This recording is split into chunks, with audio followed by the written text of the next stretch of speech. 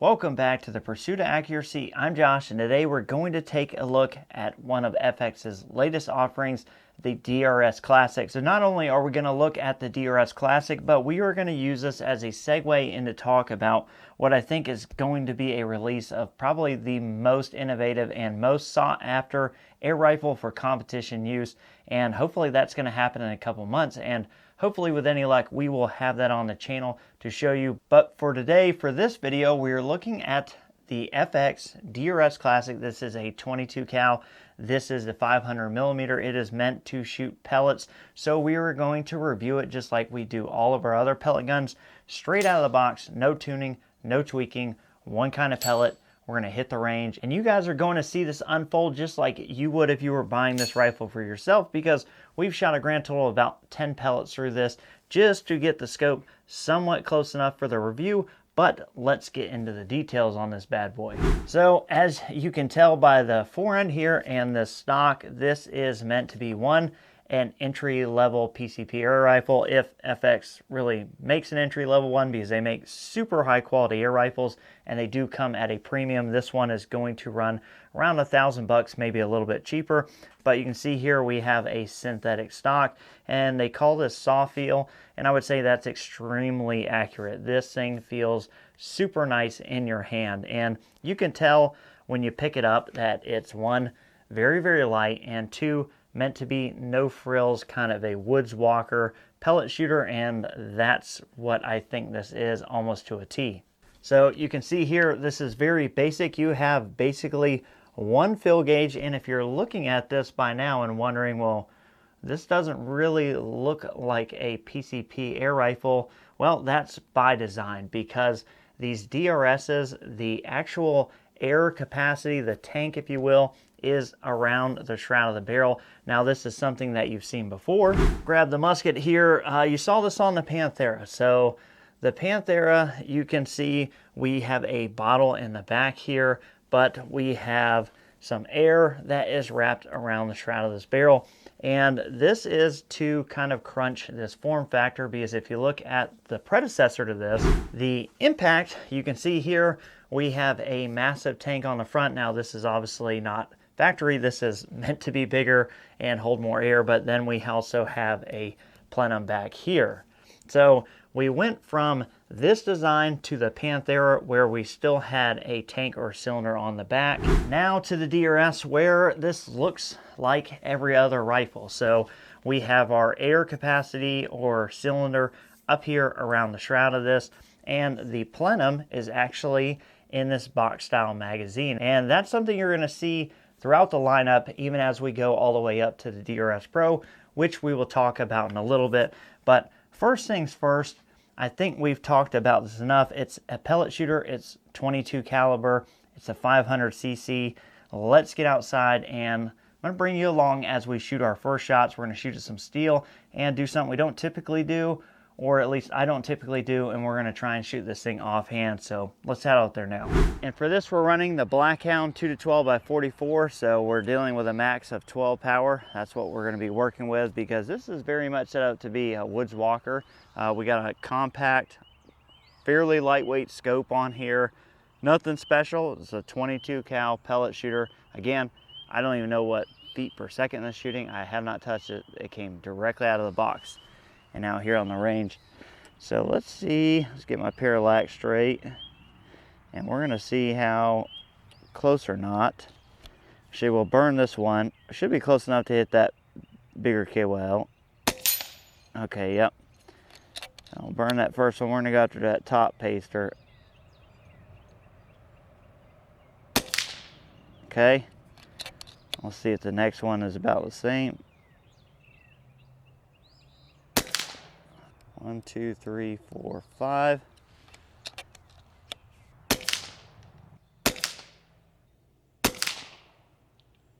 All right, I think we can come up about a 1/10 based on those three. Ooh.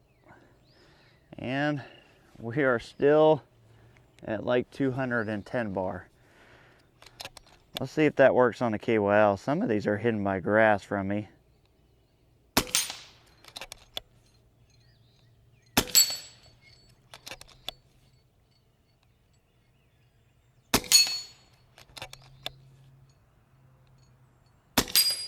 Got a very basic Donnie FL, the FX branded one on here. Just something I had. Uh-oh. All right, missed that first one. Barely nicked it. All right, let's go after the next one. I need to get a weed eater out here on the range. Apparently, we're gonna load up a few more. So we didn't really have any problems with those. I'm gonna check my zero again and then do something I really never do. Let's shoot this at this paster. We're gonna go after the middle one and make some adjustments.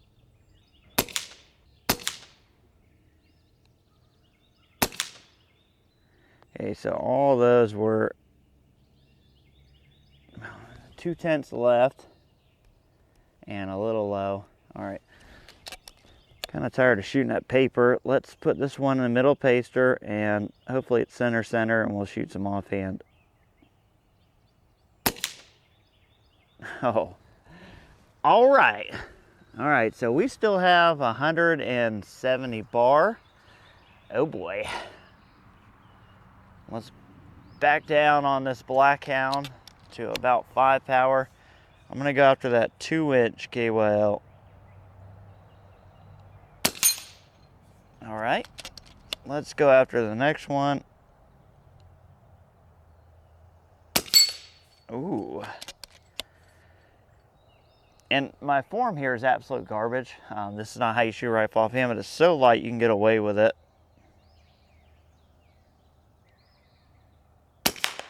Oh, I say that and completely whiff.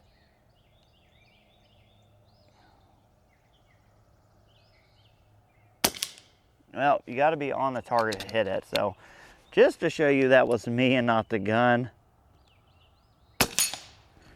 Much easier arrested. All right, I can't really even see him, but we're gonna go after that 1/4 inch. The grass is blocking my way. It's much like trying to shoot at a squirrel that you can't quite see. Oh, I got it though. All right, try one more. Oh, I heard something metallic. I think I might have just nicked it. One more.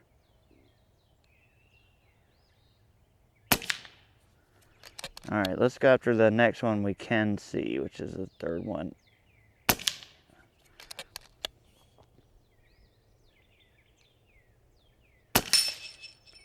There we go. All right, and let's check. We are at 130 bar, and we're out of ammo. This is really something that I would take with me because it's super light, super easy to kind of just have sitting around and pick up, and if you need to take a shot. Super quiet, obviously, and super handy being extremely light, but we're gonna see if this bum can hit those silhouette targets offhand. And we're sighted in for 50, so I'm gonna need to hold probably quite a bit low, but let's see how we do. The big ram, obviously not a problem. Got the piggy now.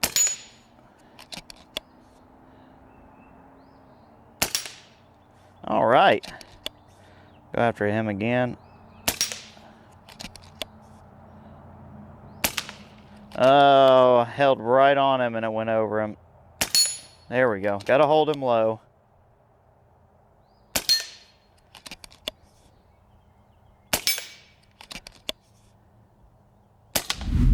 So, all right, with that being shot, let's go back inside. Let's talk about this a little more and wrap this up. So for our first outing, just using those JSB 18 grain pellets, I think we did pretty good. Again, these were the first shots out of this rifle.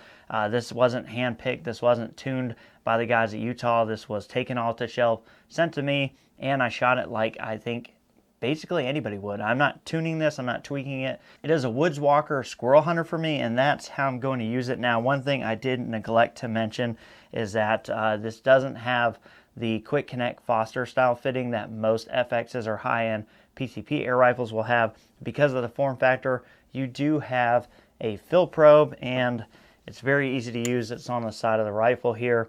Very easy. It is quick connect on the back end of this, so connect this to whatever air hose fitment you want, and you slap that guy in, fill it up, and easy peasy. But what I really wanted to stress was that I think the performance on this was pretty dang good. Like I said, I tried one pellet type. I didn't try 100 different kinds of pellets. I felt like those shot pretty good, even though we had some really bad skirt damage on some of those pellets I shot, because like most of you guys, I'm not going to pick through and sort through pellets. I'm just going to load it, go shoot, and have fun. But as I said before, I think this rifle is important because this is the first introduction of the DRS. And what I'm actually waiting on, or what I'm most excited about of the DRS, is the DRS Pro, because that's going to be a mashup of that Panthera to the new DRS lineup. So what we're going to get is we're going to get the DRS. It's going to be a high power slug shooter. It's going to have a much larger but similar box style kind of plenum here. So we're going to have a real rifle kind of platform and fit and finish look to it. But again, it's going to be high power, and most importantly, it is going to be Remington 700 compatible with chassis. Now, I have to put a little bit of an asterisk next to that, because it will fit in my 700 chassis like the MDT ACC, which is what it's going to come in. But because it is an air rifle and it has an air gauge and things like that, there is a little bit of a recess that has to be put in it, and you have to drill a hole in it for what I suspect would be the fill probe. But outside of that, it's going to look, feel, and basically be finished like all my other competition rifles. And when we came and progressed through this, or FX did, when we had the Impacts, a great rifle, extremely versatile, but was a very tall platform. So if you try to use it in shooting competitions where 22s were at, things like that, a lot of times you couldn't fit the rifle in the prop with the scope. It was just very tall. So we went to the Panthera, and the Panthera was a good step in the right direction, but still, we kind of had that reservoir plenum on the back there. It didn't truly look like a rifle, and it didn't have any real compatibility to things that maybe 22 or 700 centerfire shooters already have. Now with the DRS Pro, we're getting all that combined into one rifle, so I'm super excited about that. Super excited to see this rifle hit the market. And again, for what this is, and I think it's a good woods walker, a low price point way, and to get into a super high-end PCP that you can have a lot of fun shooting pellets. And I'm going to knock the DRS Classic on one thing. This is very lightweight, has a very nice feeling stock. I think this fits best in the hands of a squirrel hunter or somebody who's going to run around a lot and they want that lightweight rifle. And I think that it is an accessory, something that you can do, but I really wish there would have been sling attachment, some sort of sling stud swivel right here, QD cups, something, because this rifle is really going to shine for the guy who wants to carry this around all day, go hunt in the woods, plink around the farm, and not having any way to attach a sling, I think, is one misstep in this. But everything else considered, I think this is a great rifle. It feels great offhand. It shoots really well. I mean, as you can see here, this thing is just super duper light. Very comfortable, very nice shooting rifle. Just that one complaint from me. Big thanks again to Utah Airguns. Those guys are our channel sponsors, and they did send me this out to review. If you didn't know, they are the FX USA distributor now, and those guys know their stuff. Great thing about that is they have a really great section of technicians over there, and they really take the time to go through these rifles, make sure they are right, so that way when you guys get them, you don't have to worry about it. And if you do end up having problems, you couldn't ask for better people to deal with on the back end, especially tuning type issues. Those guys will really help you. They definitely helped me even long before the channel was a thing. I was shooting an FX and a few other air rifles, and I had bought an FX, and they had helped me out quite a bit. And like I said, this was pre me being a YouTuber, so I've always had great experiences with them. Check them out. Competitive prices, fast shipping, and just super good people to deal with. But I appreciate you guys watching this video. We'll catch you on the next one.